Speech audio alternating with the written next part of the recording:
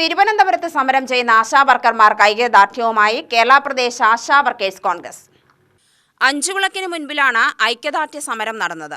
അവകാശങ്ങൾക്ക് വേണ്ടിയുള്ള സമരങ്ങളെ അടിച്ചമർത്താനാണ് ശ്രമിക്കുന്നതെന്ന് ആശാ വർക്കേഴ്സ് കോൺഗ്രസ് ആരോപിച്ചു. തിരുവനന്തപുരത്തെ ആശാ വർക്കർമാരുടെ സമരം ഒരു മാസമെത്തിയിട്ടും സർക്കാർ അനുനയത്തിന് ശ്രമിക്കാത്തത് ധിക്കാരപരമാണ്.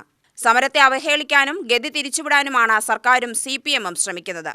അനാവശ്യ സമരങ്ങൾ നടത്തി കേരളത്തെ രക്തരൂക്ഷിതമാക്കിയവർക്ക് സമരങ്ങളോടുള്ള പുച്ഛം സർക്കാരിന്റെ അടിത്തറ ഇളക്കുമെന്നും ആശാ വർക്കേഴ്സ് കോൺഗ്രസ് മുന്നറിയിപ്പ് നൽകി. KPCC general secretary C. ചന്ദ്രൻ ഉദ്ഘാടനം ചെയ്തു.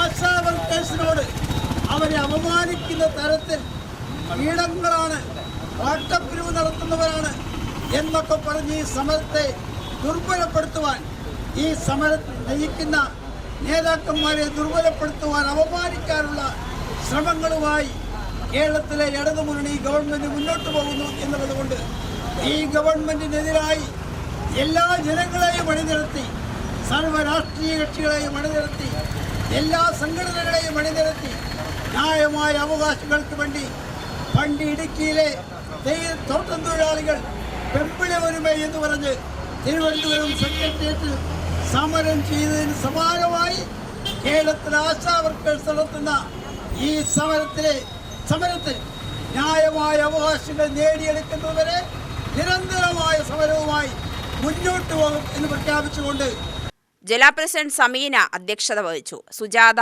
മിനി, അനുപമ, മുകേഷ് കുമാർ, നാരായണൻ എന്നിവർ സംസാരിച്ചു.